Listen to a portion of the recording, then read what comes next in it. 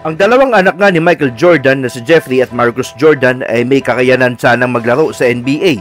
Mga athletic, marunong magdala ng bola at hindi naman mapagkakailang makapangyarihan ng kanilang ama. Kaya kung ginamit lang sana ni MJ ang kanyang impluensya, hindi malabong naglalaro din sa NBA ang dalawang anak niya. Kagaya nga ng ginawa ni LeBron sa kanyang anak na si Bronny James, being selected as a second round pick maski alam naman ng nakakarami na hindi pa talaga ito handa para sa NBA. At para sa mga nakapansin, masinog pa nga si Marcus Jordan kumpara sa panganay ni LeBron, averaging 15.2 points per game and 41% sa kolehiyo. At kung talagang ginamit nga lang ni MJ ang kanyang impluensya, malamang pinapanood na natin ang bagong henerasyon ng mga Jordan. Pero bakit nga kaya hindi na natin muli nadinig ang kanilang mga pangalan? Yan, kasama ang mga issues na kanilang kinasangkutan ang ating pag-uusapan. Tara't pag-usapan natin ang mga Jordan.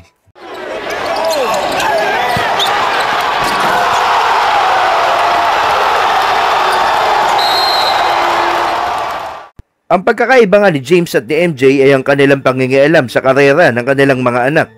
Although ang kanilang suporta ay pareho naman nilang pinaparamdam, pero si Jordan ay iginiit sa kanyang mga anak na ang kanilang karera ay dapat nilang paghirapan at hindi niya ilalagay sa kanyang kamay ang kanilang kapalaran.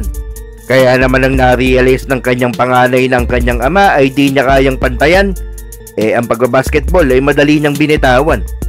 Being the oldest sa magkakapatid, ang desisyon na iyon ni Jeffrey ay aking naiintindihan. Isa ba namang tinatawag na greatest of all time ang iyong susundan? Paano ka nga ba naman makakafocus kung ang mata ng lahat panay pagkukumpara?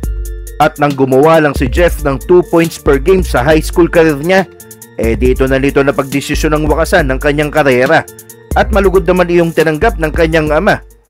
Pero kung si Jeff na panganay ay hindi talaga nagka-chance ang iangat ang pangalan, ibahin natin si Marcus Jordan dahil ang talento ni MJ, mukhang siya ang nagmana. Kaya mapapaisip ka talaga bakit agad ding nagwakas ang kanyang karera. Dahil nung high school sa huling taon niya, siya pa ang nanguna sa Whitney Young para sila'y magkampiyon. At sa larong iyon, 19 points ang kanyang ikinamada at siya rin ang tinangal na tournament MVP doon.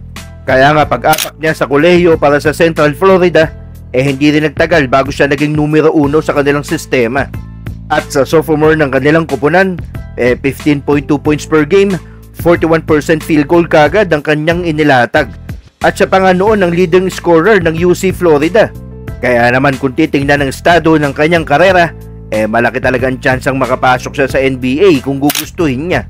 Dahil ang mga numero niyang ito malayo kung ikukumpara sa mga player na second round picks noong 2011 NBA draft. Kaya ang mga naitalang numero ni Marcus Jordan noong 2011 season ay mas impressive pa nga. At kung gugustuhin niya at ng tatay niya sa MJ, kaya niyang ilusot ang anak niya sa draft pick kung gugustuhin. Pero natutunan natin kanina na hindi ganong father figure si MJ. Unlike LeBron na sobrang hands-on sa karera ni Bronny, si MJ hinayaan ng kanyang mga anak magdesisyon para sa mga sarili nila.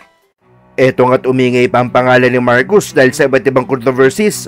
Meron ngang hindi ito pumayag magsuot ng Adidas brand na sponsor ng kanyang team dahil may sariling ang brand ng kanyang ama at andun ang kanyang loyalty. Kaya nga dahil dito, nawalang parang bola ang partnership ng Adidas at ng kanyang eskwelahan. At matapos nun, nasangkot naman ito sa gambling controversy nang matalo sila ng kapatid nito nang humigit kumulang 5 million pesos sa loob lamang ng isang gabi. At ng taong 2012, naaresto naman ito sa Omaha dahil nanggulo ito sa isang hotel sa Nebraska. At ang pinaka-controversial, pinatos niya ang dating asawa ni Scottie Pippen na matalik na kaibigan ng kanyang ama. Kaya nga nang matapos ang matinding mga pasabog na iyon at 3 taon lang sa kolehiyo, nagdesisyon na itong itigil na ang paglalaro. Dahil nga marami na ring distractions na wala na ring magawa ang kanyang ama at sumang-ayon na lang ito sa kanyang pasya. At yun nga ang pagkakaiba ni Bronny James na wala ngang off-court issues at magandang work ethic na na-maintain niya magandang publicity sa kanyang karera. Kaya yun nga ang naging factor kung bakit mas nag-progress ang kanyang kwento bilang isang player dahil di tulad ng mga Jordan na tadtad ng mga kontrobersya. Kaya mas naging mabango ang pamilya James sa fans at sa media.